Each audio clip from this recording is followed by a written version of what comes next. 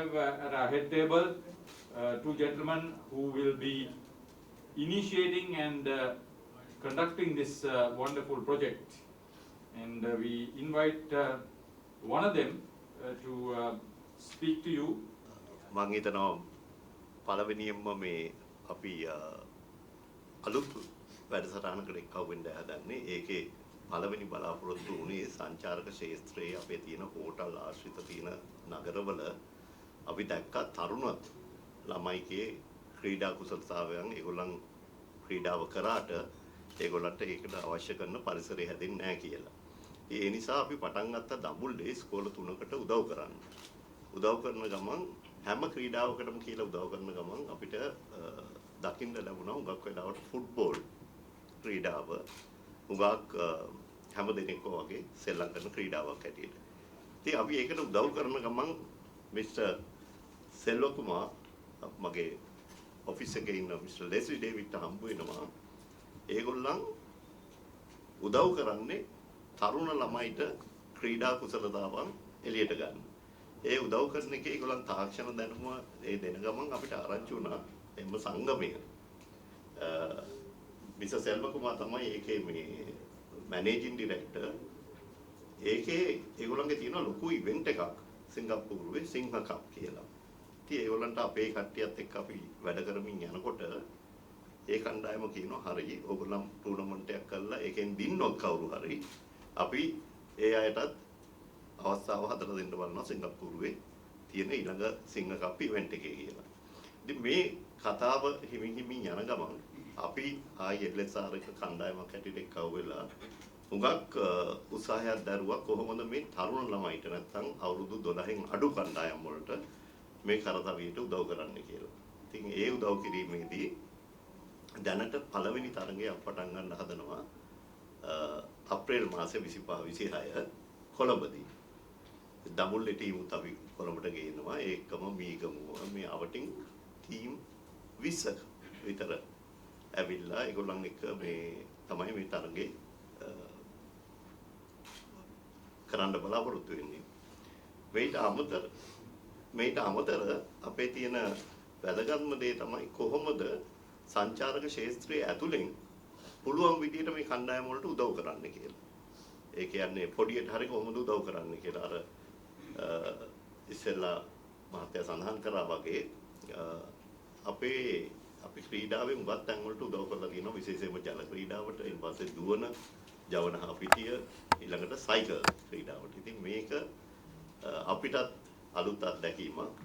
මොකද අලුතෙන්ම ක්‍රියාත්මක වන ක්‍රමවේද එක්කම එකව කරගෙන අපේ දැනුම වැඩි කරගනිමින් එන අවුරුදු 3-4 දිගටම මේ කරතවිය කරන්න තමයි අපේ බලාපොරොත්තුව. ඊන් පස්සේ මේක නැෂනල් ලෙවල් ඉන්ටර්නැෂනල් ලෙවල් එකට ගැනීම. ඉතින් ඒ ක්‍රියාදාමය කරන්න අද පටන් ගත්තා වගේ ඔබතුමාලා පැමිණීම ගැන මේ ක්‍රියාදාමයට මේ ඉදිරියට ගෙන යන්න උදව් කරන ලෙස එල්ලමින් මගේ වචන ස්වල්පය මම නිම කරනවා. Good morning everyone.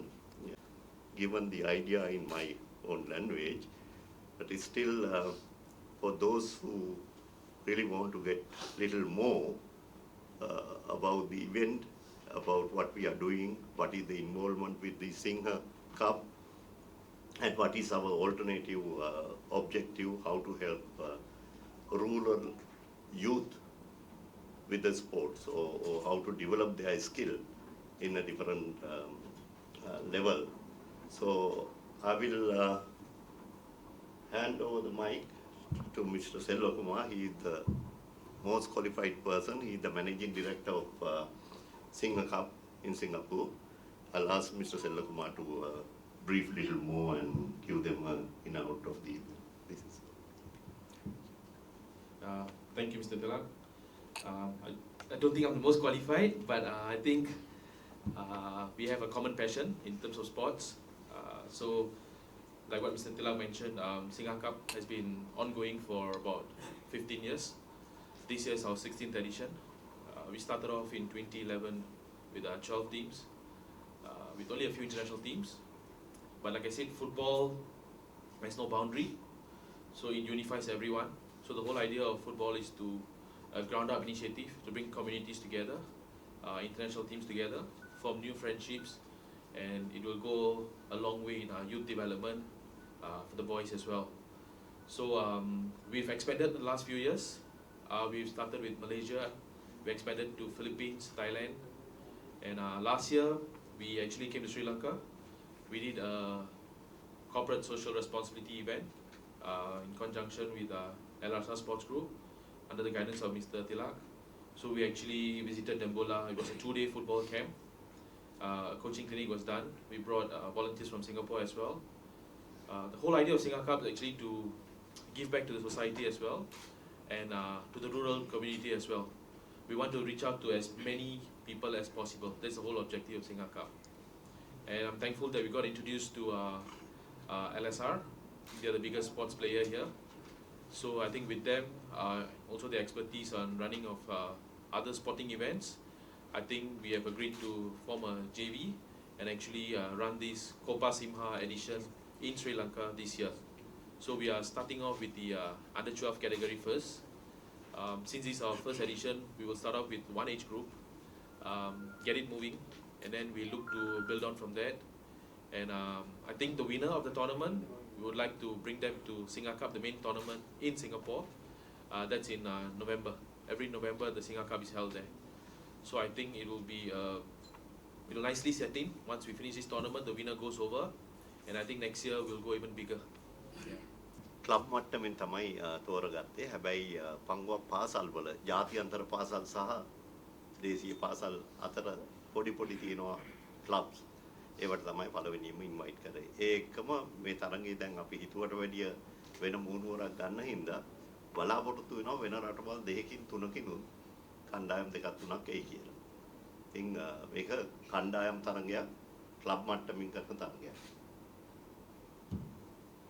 මේ සඳහා පාපන්දු සම්මේලනයේ සහාය සහ ඒගොල්ලෝගේ ඉන්වෝල්ව්මන්ට් එක පාපන්දු සම්මේලනයේ අපිට මීටිමත් තිබ්බා මේ පටන් ගන්න ඉස්සෙල්ලා මුළු අදහසම පාපන්දු සංගමයේ ඉන්න සභාපතිතුමා එක සාකච්ඡා කරා. සාකච්ඡා කරලා ඇත්තට එතුමා ලංකාවේ නැහැ නැත්නම් එතුමාත් අද අපි එක මෙතන ඉඳ ගන්නවා. එතුමාටත් මේ ආරාධනා පත්‍රය දුන්නා. අපිට අවශ්‍ය වුණේ ඇත්තට මේක රූරල් ඒරියා වලට කොහොමද යන්නේ? ගම ඇතුළට ගිහිල්ලා ඒ කරපු ක්‍රියාදාම දෙක තුනක තමයි ඔය පුංචි ක්ලිප් එකක් පෙන්වුවේ. ඉතින් එතෙන්දී අපි දැක්කා ඇත්තටම මේ ගොඩාක් පහසුකම් නැතුව ක්‍රීඩා කරන ළමයි. අපි හිතුවා මේ තරඟෙටත් එහෙන් කණ්ඩායම් දෙකක් තුනක් ගේනවා කියලා. ඒගොල්ලන් මං හිතනවා මේ අපේ කොළඹ ප්‍රැක්ටිස් කරන විදිහට මේගොල්ලන්ට අමාරුයි කියලා. ඒ වුණාට ඒගොල්ලන් ඊළඟ තත්ත්වයට ගන්න පුළුවන් වෙයි. මොකද ඒගොල්ලන්ගේ ශක්තිය හොඳයි, දරා ගැනීමේ ශක්තිය හොඳයි. ඉතින් ඒ තත්ත්වයේ සහ ඒගොල්ලන්ට කොහොමද අපි උදව් කරන්නේ ඉගෙන ගන්න සහ ක්‍රීඩාවෙක ඉන්න. ওই ටික තමයි මේක ඇතුලේ තියෙන්නේ. ඒකට ෆුට්බෝල් ෆෙඩරේෂන් එකට කතා කරාම ෆුට්බෝල් ෆෙඩරේෂන් එකේ සභාපතිතුමා බොහොම කැමති වුණා මේ වගේ ඒවා කරන්න ඕනේ. තව කොච්චර හරි කණ්ඩායම් ගිහිල්ලා රට ඇතුලේ අනිත් තැන් වලට කරන්න ඕනේ කියන එක තමයි එතුමාලා මට හිතෙන්නේ. මේක බොහොම මේ පෞද්ගලික මට්ටමේ 12න් අඩු අපි පටන් අරගෙන කරගෙන යන විදිහට සැලසුමක් තමයි මේ පටන් ගන්න යන්නේ. ඉලක්ක මහත්තයා දැන් රට තුළ සංචාරක ව්‍යාපාරය යලි සක්‍රිය වෙලා තියෙනවා.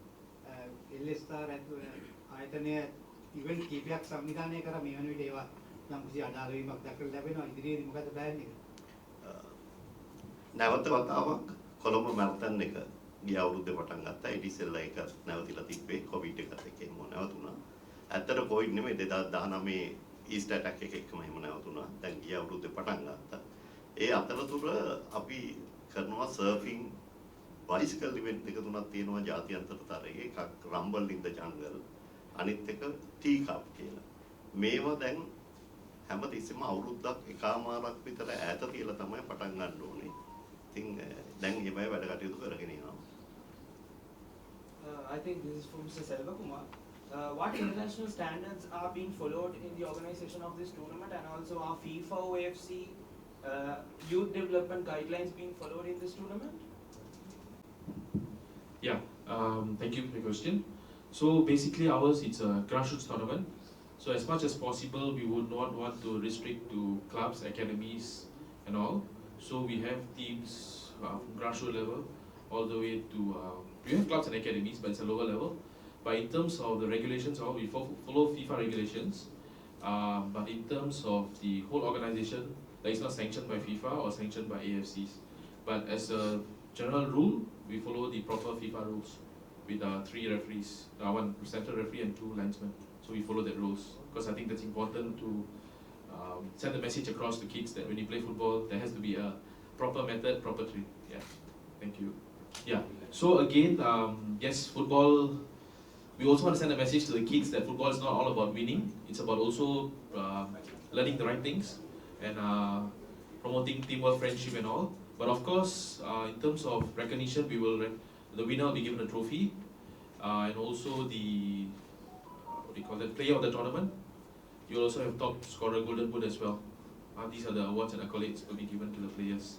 Winners may select. And also the winners of the Copa Simha will get to travel to Singa Cup in November, to the main tournament. So basically it's a champion of champions tournament in Singapore. So the champion of Sri Lanka edition will go and compete with the rest of the champion of the Thailand, Philippines, Malaysia editions. Yeah.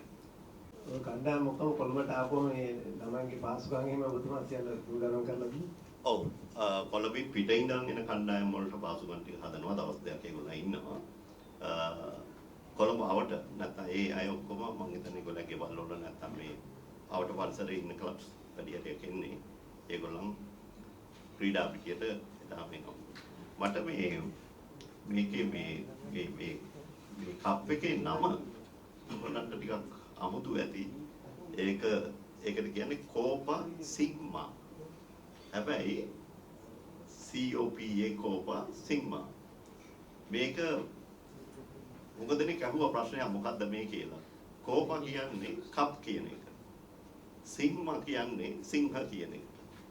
ඇත්තටම සිංහ කප් කියන එක තමයි අනිත් පැත්තෙන් මේක සංස්කෘතික භාෂාවෙන් ලියවිලා තියෙන එකක්. ඉතින් පොඩියට මේ නම එක තමයි මුලදී පටන් ගත්තේ. ඒකට නම සෙලෙක්ට් කරන්න පවා සිංහ කප් එක කිව්වා. මොකද ඒගොල්ලෝ සිංහ කප් කියලා යන්නේ. ඒකම ඔය සංස්කෘතික භාෂාවෙන් හදලා තියෙනවා. දේශයෙන් පිටපළාත් වලින් කොළඹට ගෙන්නන කණ්ඩායම් වලට ඒ ඔවුන්ගේ සත්කාරගතයේ මේ ගමන් බිමන් පාසුවත් සමගද ඔබ සලකන්නේ ඔවුන්ගේ ආරක්ෂාව පිළිබඳව ඒ කටයුත්ත කොහොමද කරන්නේ? ඔව්.